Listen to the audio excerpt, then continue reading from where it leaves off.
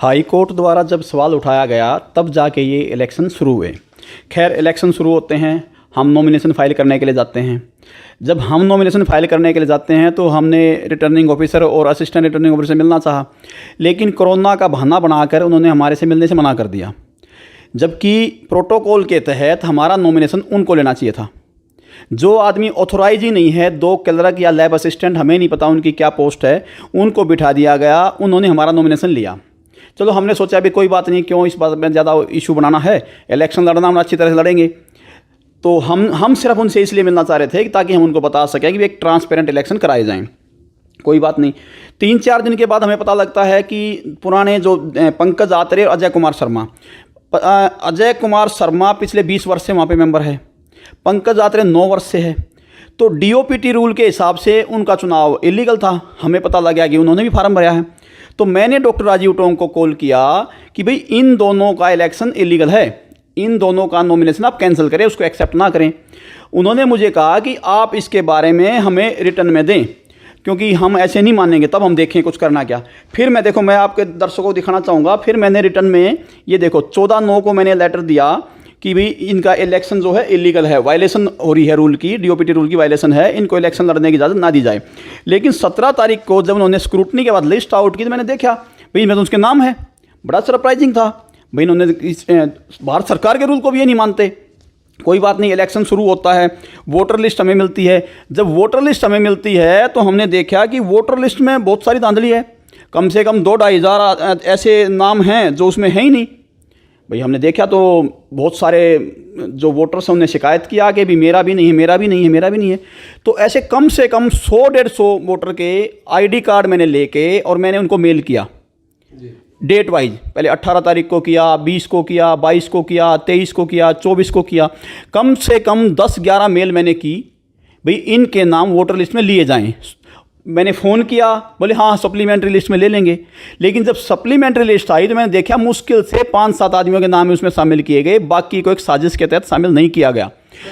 उसका रीज़न क्या बताएंगे? रीज़न तो स्पष्ट है। उनको पता है कि जो आदमी हमारे टच में है, हमारे से वोट लिस्ट की बात कर रहे हैं, तो वोट भी हमें देंगे, वो सपोर्ट भी हमें करेंगे। और उनका मकसद हमें सिर्फ नुकसान पहुंचाना था। क्योंकि मैंने इसमें देखा कि रजिस्ट्रार ने अपनी इंटरफेरेंस इसमें बहुत ज़्यादा कर रखी थी। रजिस्ट्रार मिस्टर कुलदीप सिंह हैं, और इंटरफेरेंस क्यों कर रखी थी? मैं रजिस्ट्रार के खिलाफ पिछले 6 महीने से बोल रहा हूँ। मैं रजिस्ट्रार के खिलाफ बता रहा हूँ कि उसने वहाँ पे एक गलत प्रथा चला रखी, इंटरव्यू सिस्टम। बच्चों को 4-4, 5-5, 6-6 महीने तक परेशान करते हैं इंटरव्यू के नाम पे। इंटरव्यू कुछ नहीं लेना होता, सामने वाले को देखना है कि इसको क्या नहीं पता होगा वो चीज़ पूछनी, ताकि उसको दोबारा बुलाया जा सके, 3 बार बुलाया जा सके, 4 बार बुलाया जा सके, 5 बार बुलाया जा सके। क्योंकि जब वो 4 बार, 5 बार, 6 बार आएगा तो उसके बाद वो दलाल को ढूंढेगा, दलाल को ढूंढेगा तो पैसे की बात करेगा। तो सारा सिस्टम जो है ना पैसे कमाने के लिए कर रखा है। किसी भी हमारे जो फार्मेसी एक्ट है उसमें इंटरव्यू का कोई प्रावधान नहीं है, तो इसलिए इनको इंटरव्यू नहीं लेना चाहिए। हम उसमें इंटरप्ट कर रहे हैं कि हम इंटरव्यू नहीं लेने देंगे, उनकी दुकान बंद होने के कगार पे है, इसलिए हमारे खिलाफ खड़े हैं। खैर कोई नहीं, 1 तारीख को हमारा आखिरी दिन था मतपत्र वापस आने का स्पीड पोस्ट से।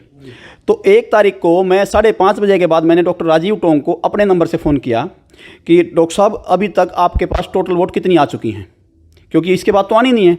उन्होंने मेरे कहा अभी आप 1 घंटे बाद फ़ोन करना। 1 घंटे बाद मैंने उनको दोबारा फ़ोन किया, उन्होंने मुझे बताया कि अभी तक 7745 वोट आ चुकी हैं, और अब इसके बाद और आएंगी भी नहीं, क्योंकि ये लास्ट हो गया है, क्योंकि 5:30 बजे तक का टाइम था, उसके बाद तो और आनी नहीं है। कोई बात नहीं। अगले दिन सुबह जब हम काउंटिंग में जाते हैं तो हम क्या देखते हैं, वहाँ पे अनाउंस किया जाता है कि टोटल वोट 8844 हैं। अरे भाई रात में 1100 वोट कहाँ से पड़ गई? कोई जिन थोड़ी आ गया उसमें कोई डाल गया। हाँ, लेकिन डाल भी सकता है, क्योंकि जो बॉक्सेस जो सील किए गए थे, जो 5 बॉक्सेस थे जो सील किए गए थे, वो किसी की प्रेजेंस में नहीं किए गए, ना ही किसी कैंडिडेट के उसमें साइन कराए गए। जब किसी के साइन ही नहीं कराए गए तो सील का महत्व क्या है? उस सील को आप कितने बार भी खोल लो, कितने बार बंद कर लो, 1 महीने से वो बॉक्सेस जो उनके पास पड़े थे। तो आपने उस समय कोई ऑब्जेक्शन नहीं उठाया इस चीज का? अरे ऑब्जेक्शन तो हम जितने बार फोन कर रहे हैं, कितनी बार फोन कॉल की हैं, ये देखो इतनी सारी मेल हैं, आप देखोगे कि कितनी मेल हैं। इतनी मेल कोई कर भी नहीं सकता है, इतनी ब्लंडर और इतनी बड़े बड़े अक्षरों में कर रखी है। देखो, ये देखो, दिखाओ एक बार अपने उनको। नाउ आई हैव जो ब्लंडर इन वोटर लिस्ट, देखो कितनी बड़ी बड़ी अक्षरों में हम फिर भी ये सोच रहे थे कि चलो भी चुनाव है भी कुछ ना कुछ तो मर्यादा का पालन करेंगे, लेकिन उनके द्वारा मर्यादा का पालन कहीं भी नहीं किया गया। खैर कोई नहीं, काउंटिंग शुरू हुई, 8844 उन्होंने काउंटिंग संख्या बता दी और हमने देखा अब ये तो गड़बड़ तो यहाँ पे हो गई है। फिर उन्होंने क्या किया, 30 टेबल लगाई काउंटिंग के लिए, एक टेबल पर 3-3 आदमी बैठे। सबसे पहले तो कैंडिडेट्स के हमारे फ़ोन रखवा दिए गए बाहर कि हम वहाँ पे फ़ोन यूज नहीं करेंगे। ठीक है, कोई बात नहीं भाई, अगर कोई रूल है, कोई प्रोटोकॉल है तो वो हम फॉलो करेंगे। लेकिन उसके बाद हमने देखा रजिस्ट्रार कुलदीप सिंह जो स्वयं वहाँ मौजूद रहा पूरी काउंटिंग में, जबकि उसका वहाँ कोई मतलब नहीं बनता है, returning officer, assistant returning officer और इवन जो काउंटिंग ऑफिसर थे सब के सब फ़ोन कर रहे हैं। और मैंने यहाँ तक भी देखा कि रजिस्ट्रार बार बार किसी को निर्देश दे रहा था, कुछ जैसे कुछ उसमें गड़बड़ करने के लिए बोल रहा हो भी रिजेक्ट कर दो या क्या कर दो, बार बार निर्देश देते हो मैंने उसको देखा रजिस्ट्रार को। लेकिन चलो भी चल ठीक है, चल रहा है, काउंटिंग होगी पूरी दिखा दी उन्होंने, अभी 6 आदमियों को जिता भी दिया, कोई बात नहीं। हमने कहा भी हमें तो रिजल्ट दे दो, फिर हमें रिजल्ट नहीं दिया गया। अगले दिन आगे हमने कंप्लेंट डाली, तुरंत हमने प्रधानमंत्री को और सबको, हमने विजिलेंस में भी, चीफ सेक्रेटरी को भी, LG साहब को भी, सबको हमने कंप्लेंट डाली, लेकिन उसमें भी कोई सुनवाई नहीं हुई। मैंने लेटर डाले, देखो मैं आपको लेटर दिखाता हूँ, मैंने उनको पत्र लिखे भी पता करने के लिए भी कम से कम हमें रिजल्ट तो मिले। ये लेटर है, देखो ये एड्रेस है लेटर पे, ये वही एड्रेस है जिस एड्रेस पे वोटें गई हैं जी, जो उन्होंने 8000 9000 जो भी संख्या दिखाई हुई वोटें सारी इसी एड्रेस पे गई हैं। ये एक 11 तारीख का लेटर है, 13 तारीख का लेटर है, नवंबर के महीने का, 11 नवंबर 13 नवंबर को। इस पर यह कह के इन्होंने वापस कर दिया, no such person at this address. भाई इस एड्रेस पे इस नाम का कोई आदमी नहीं है। ठीक है भाई, हो सकता है अभी 2 तारीख को चुनाव निपट गया था तो वे नहीं होंगे उस पर, तो भी हम कोई और एड्रेस ढूंढेंगे।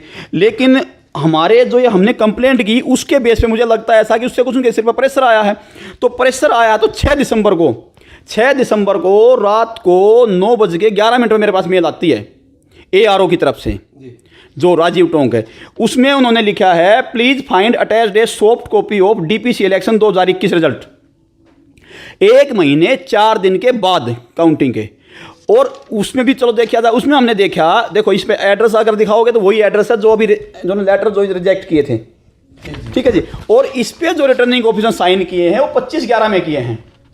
13 नवंबर और 11 नवंबर का तो नो सच पर्सन कोई आदमी है ही नहीं इस नाम का वहां पे, तो 25/11 में साइन करने के लिए जिन आ गया क्या दोबारा से, या कोई भूत आगे कर गया उसमें? तो ये एक संदेह के घेरे में, इसलिए संदेह नहीं, ये तो पक्का है, बिल्कुल पक्का है, संदेह नहीं है। तो इस पे आगे कार्रवाई की रणनीति क्या बना? देखो अभी तो हमने LG साहब को लिखा है, हमने सबको लिखा है। अब तो मैं केजरीवाल जी से, सत्येंद्र जैन जी से, उनसे यही निवेदन करना चाहता हूं कि इस पे एक्शन लिया जाए। इसमें यह ना देखा जाए कि कोई IAS अधिकारी है या कोई क्लर्क है या कोई प्रोफेसर है, पद ना देखा जाए, पद को ना देखते हुए न्याय को एक समान मानते हुए सबके खिलाफ कार्रवाई की जाए और जांच की जाए। और अगर ऐसा लगता है कहीं भी कि मैं झूठ बोल रहा हूं, मेरा नार्को टेस्ट कराया जाए, मेरा नार्को टेस्ट कराएं ताकि सच्चाई सामने आ सके, मेरे दावे में सच्चाई आपको दिख सके कि हाँ जो दावा कर रहा है मैं ठीक कर रहा हूं, कोई चीज गलत नहीं बोल रहा हूं। और साथ ही साथ रजिस्ट्रार, ARO और RO इनके भी नार्को टेस्ट कराए जाएं, क्योंकि इन्होंने बहुत बड़ी धांधली की है, इन्होंने सिस्टम का मजाक बना के रख दिया है। अगर ऐसा ही चलता रहा तो इस लोकतांत्रिक प्रणाली में कोई विश्वास नहीं रखेगा और ना ही ऐसे चुनाव का कोई महत्व रह जाएगा। जब पहले से ही फिक्स है कि उनको जिता के बिठाना, फिर क्या फायदा चुनाव का?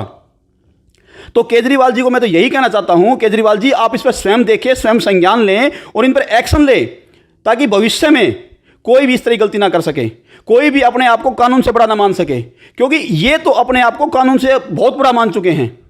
ये अब भी ये कहते हैं, अगर कोई भी हमारा कोई आदमी वहां जाता है, कोई बच्चा वहां जाता है, कहते हैं हमारा कुछ नहीं बिगड़ने वाला, हमारे लिए तो सरकारी वकील खड़े हैं, सरकार लड़ेगी हमारे लिए, तो सारे अफसर हमारे जानने वाले हैं।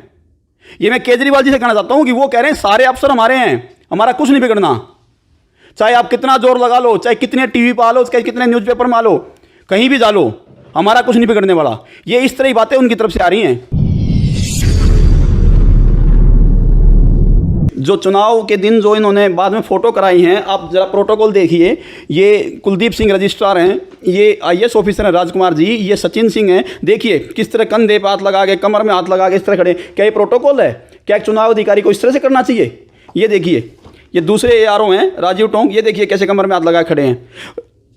रजिस्ट्रार का ऐसे खड़े होने का क्या मतलब वहाँ चुनाव में?